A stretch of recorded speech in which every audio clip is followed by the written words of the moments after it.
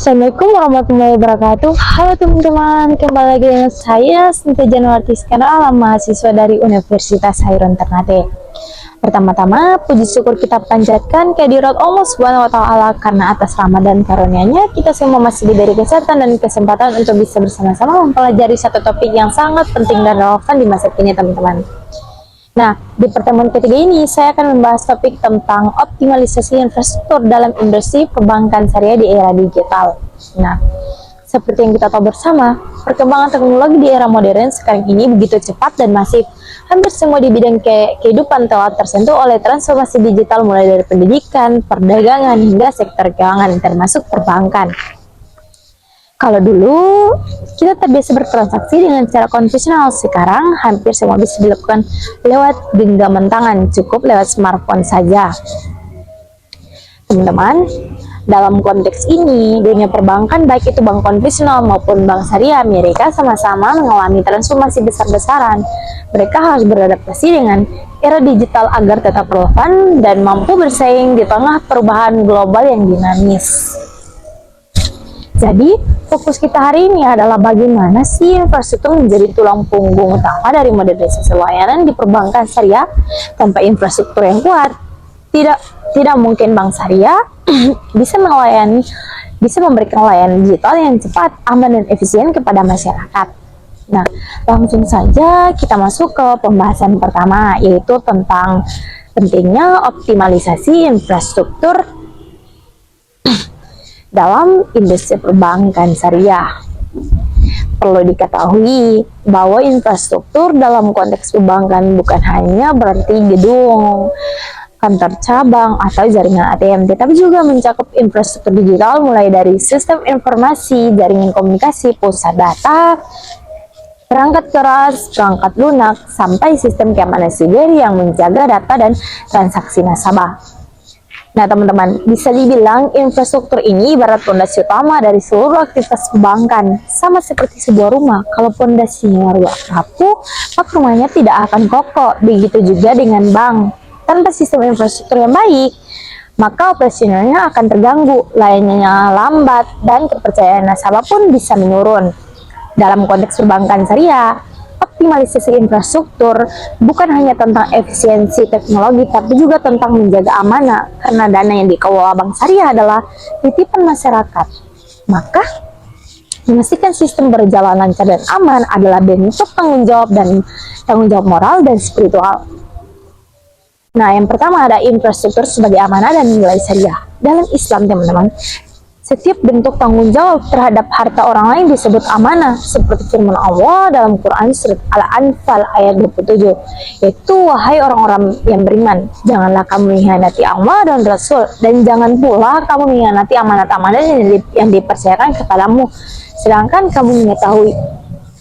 Jadi teman-teman, ayat ini mengingatkan bahwa pengelola sistem keuangan termasuk penjaga keamanan data dan transaksi nasabah adalah bagian dari amanah besar yang harus dijaga. Jadi optimalisasi infrastruktur digital dalam bank syariah bukan sekedar strategis bisnis, tapi juga bagian dari ibadah, tanggung jawab sosial, dan spiritual. Yang kedua ada dampak infrastruktur yang lemah. Bayangkan kalau infrastruktur lemah, teman-teman, sistem sering error, transaksi nasabah gagal, atau data bocor karena serangan hacker. Hal seperti ini bisa menurunkan kepercayaan masyarakat terhadap lembaga keuangan syariah. Padahal, kepercayaan adalah modal utama dalam dunia perbankan. Kalau nasabah kehilangan kepercayaan, maka sekuat apapun sistem finansialnya, bank akan sulit berkembang. Karena itu, bank syariah wajib terus memperkuat infrastrukturnya, baik secara fisik maupun digital.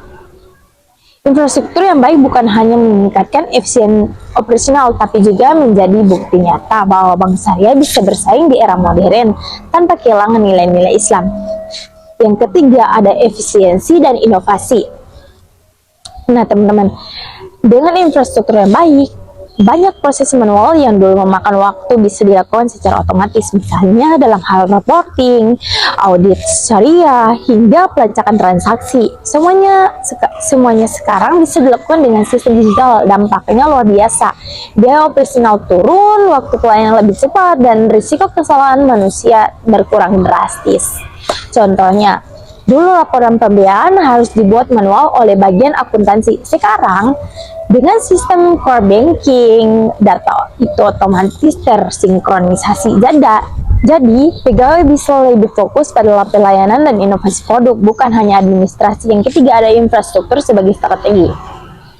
Optimalisasi infrastruktur bukan hanya soal teknologi, tapi juga strategi bisnis. Dengan sistem yang cepat dan efisien, bank bisa memperluas jangkauan ke masyarakat yang belum terlayani, terutama di daerah-daerah yang jauh dari cabang fisik. Contohnya, dengan mobile banking syariah, masyarakat di pelosok pun bisa membuka rekening, menabung, bahkan membayar zakat tanpa harus datang ke kota. Nah, dari sini kita bisa simpulkan bahwa infrastruktur adalah fondasi kepercayaan dan efisiensi dalam perbankan syariah. Bukan hanya agar bank terlihat modern, tapi untuk memastikan bank syariah bisa menjalankan fungsinya secara amanah, efisien, dan berkelanjutan di era digital yang semakin kompleks. Nah, kita masuk ke pembahasan kedua, yaitu perkembangan digital dalam perbankan syariah. Teman-teman, kita hidup di zaman yang disebut era revolusi industri 4.0, era di mana teknologi seperti Internet of Things, Artificial Intelligence atau dikenal sebagai AI, blockchain, dan big data sudah menjadi bagian dari kehidupan sehari-hari. Dalam dunia perbankan, perubahan ini terasa sangat besar. Transaksi keuangan kini bisa dilakukan tanpa batas ruang dan waktu. Kalau dulu kita harus ke teller untuk menabung atau mentransfer uang, sekarang cukup aplikasi di ponsel. Dalam hitungan detik, dana bisa berpindah dari satu rekening ke rekening lain. Nah, perkembangan ini juga membawa dampak besar bagi perbankan syariah. Yang pertama ada transformasi layanan syariah ke digital. Sekarang, sudah banyak bank syariah yang meluncurkan layanan digital banking seperti BSI Mobile, Muamalah Digital Islamic Bank, dan BTN Syariah Mobile. Melakukan aplikasi ini, nasabah bisa melakukan berbagai aktivitas keuangan, transfer, cek saldo, pembayaran zakat, hingga pembiayaan semuanya dengan prinsip syariah. Fitur-fitur ini bahkan sudah terhubung dengan sistem QRIS yang memungkinkan pembayaran non-tunai di berbagai merchant dengan prinsip halal. Dengan begitu, masyarakat bisa bertransaksi di warung, toko, bahkan masjid yang sudah memiliki QRIS tanpa takut riba atau sistem bunga. Yang kedua, ada munculnya nasabah digital savvy.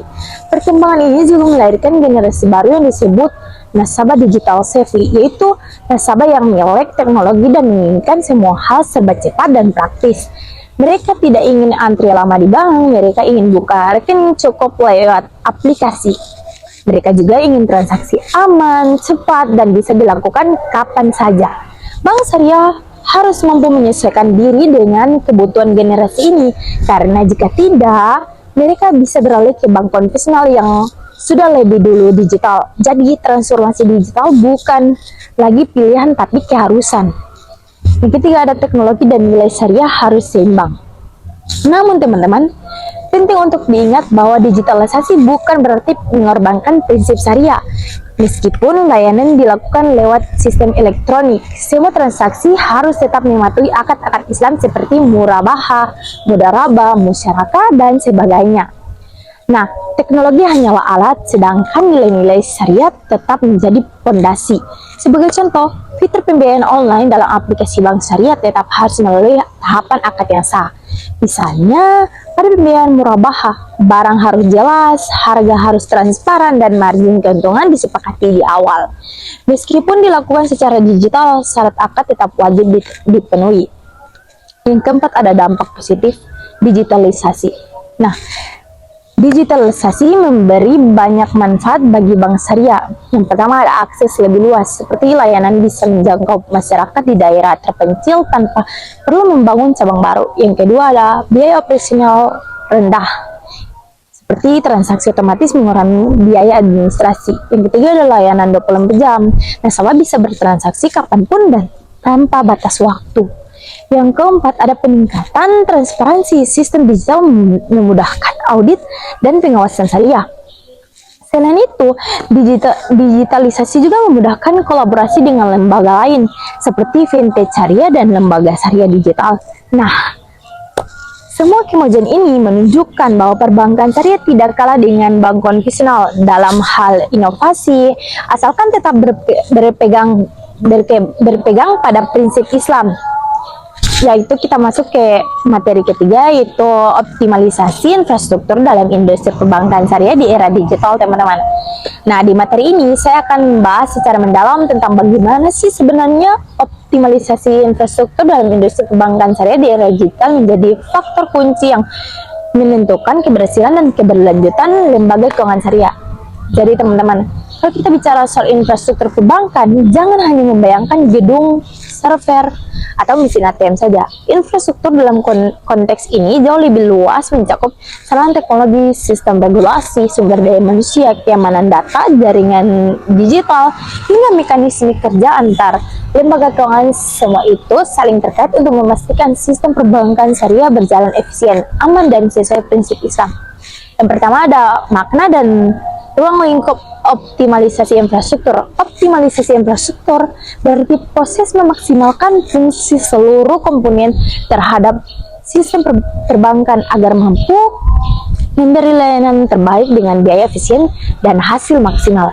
Dalam konteks syariah, optimalisasi ini tidak hanya fokus pada teknologi dan efisiensi, tapi juga memastikan semua proses halal, adil, dan transparan. Nah, ruang lingkup infrastruktur perbankan syariah meliputi beberapa aspek utama, yaitu infrastruktur teknologi informasi seperti core banking system, jaringan data, aplikasi mobile banking, dan platform fintech. Yang kedua, infrastruktur regulasi dan kepatuhan syariah, termasuk pengawasan dari OJK, DSN, MUI, serta sistem audit syariah internal. Yang ketiga, ada infrastruktur fisik dan operasional seperti kantor cabang, jaringan ATM, dan pusat data.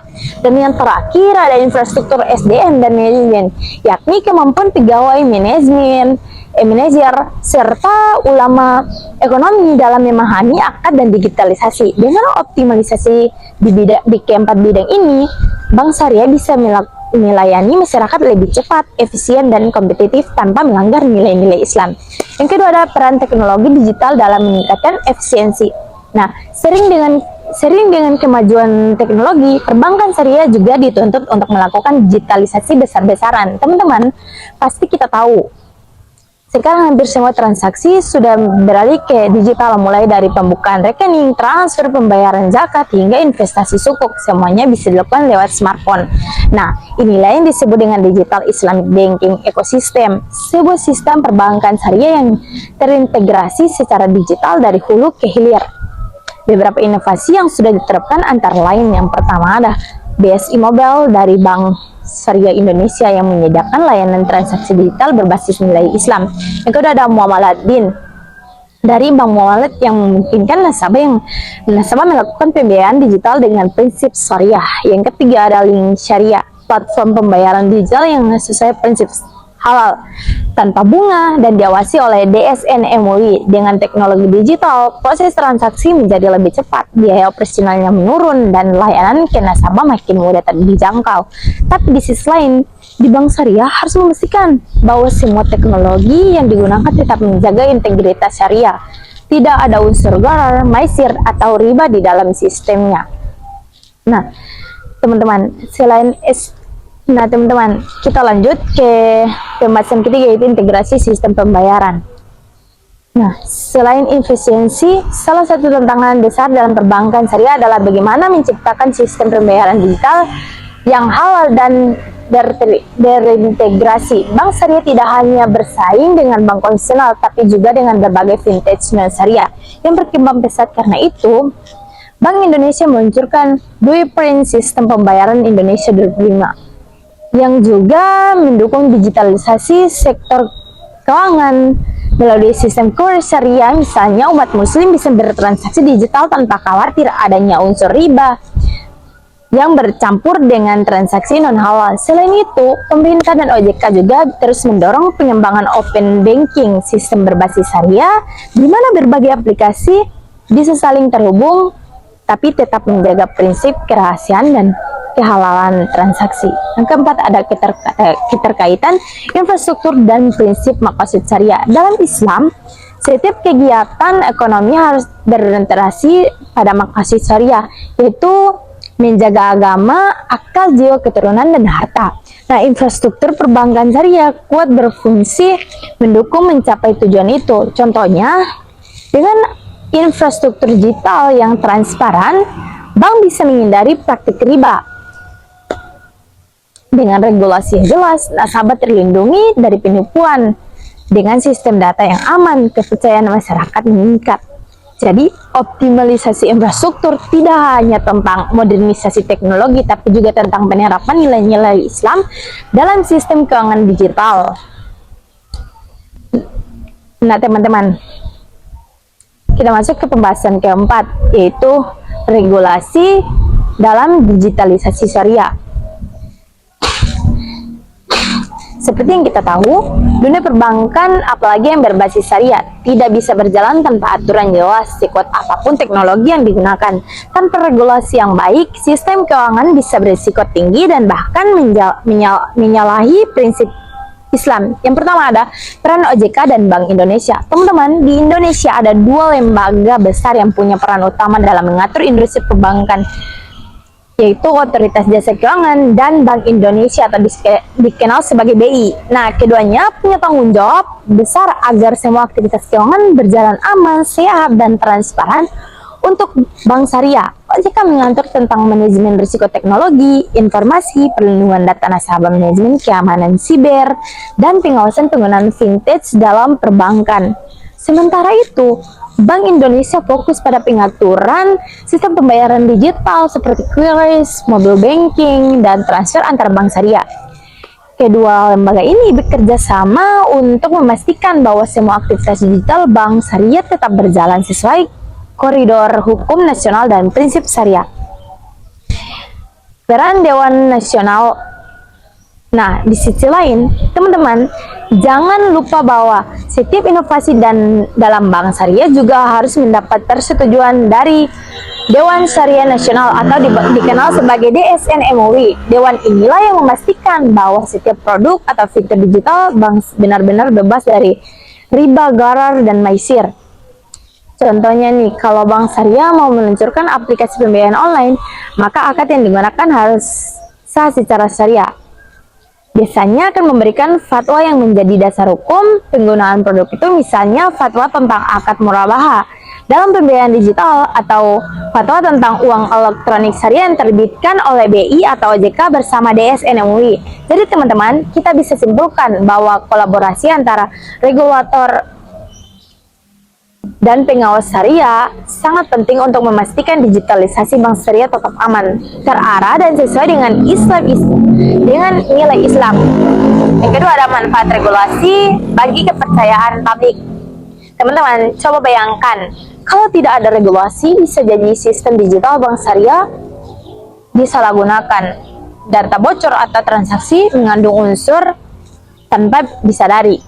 Tapi dengan regulasi yang ketat dan pengawasan syariah, masyarakat lebih percaya bahwa uang yang mereka kelola di bank benar-benar aman dan halal. Kepercayaan ini adalah modal besar karena dalam ekonomi Islam, kepercayaan itu sama dengan nilai spiritual dan sosial yang menumbuhkan rasa tenang dan keberkahan. Selain itu, regulasi juga menjadi pendorong inovasi. Misalnya OJK kini sudah membuka ruang bagi sandbox Fintech syariah, yaitu ruang uji coba untuk perusahaan fintech berbasis Islam agar bisa berkembang tanpa melanggar prinsip syariah.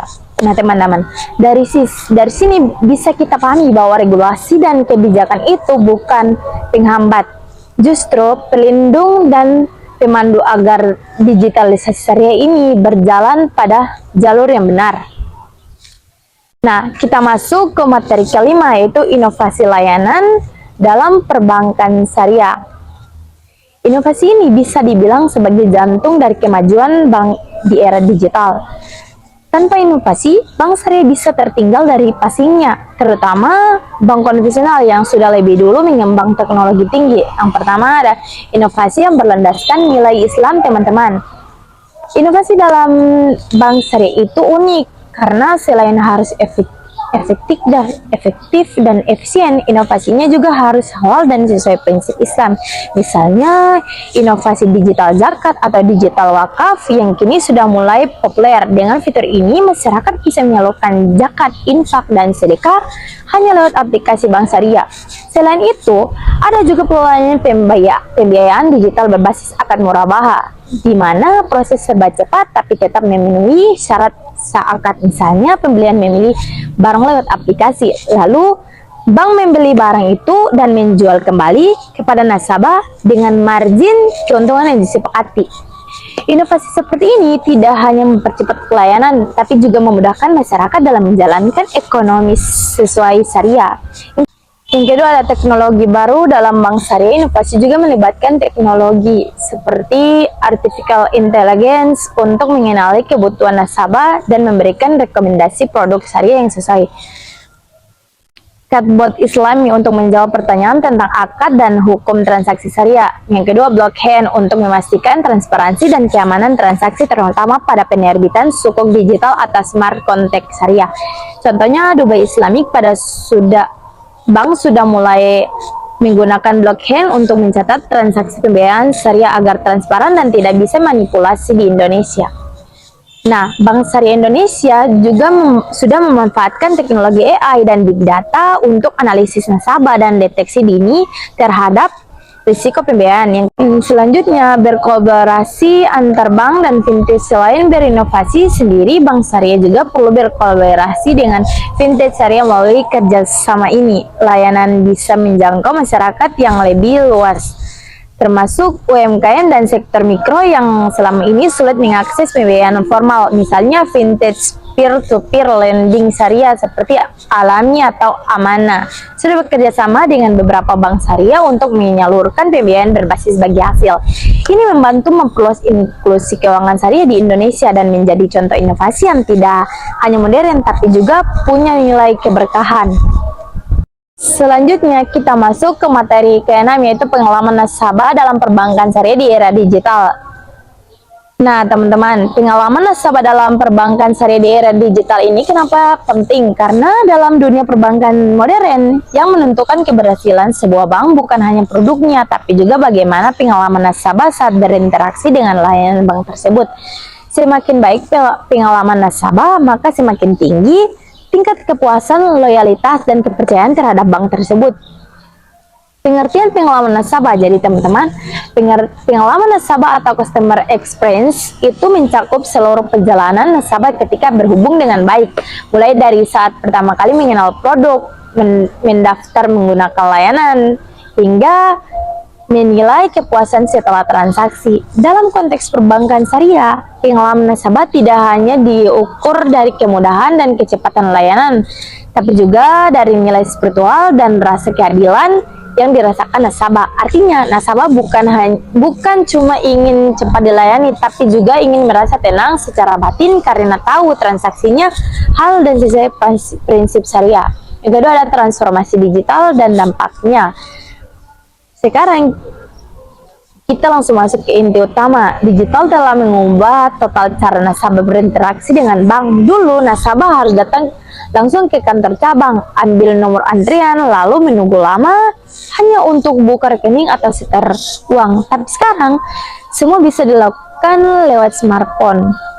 Nah, dari semua pembahasan di atas, kita bisa sebutkan bahwa optimalisasi infrastruktur industri perbankan syariah di era digital adalah sebuah keharusan, bukan pilihan. Infrastruktur yang kuat akan membuat bank syariah semakin efisien, aman, dan kompetitif tanpa kehilangan nilai-nilai Islam. Teknologi hanyalah alat, tapi amanah dan nilai syariah tetap menjadi fondasi utama. Dengan kolaborasi antara pemerintah, OJK, BI, DSN, MUI, serta dukungan masyarakat, bank syariah bisa menjadi pelopor sistem keuangan yang adil, transparan, dan penuh berkah di era digital ini. Terima kasih banyak atas perhatian teman-teman yang sudah menyimak sampai akhir. Semoga pembahasan ini bermanfaat dan bisa menambah wawasan kita semua. Akhir kata saya ucapkan wassalamualaikum warahmatullahi wabarakatuh.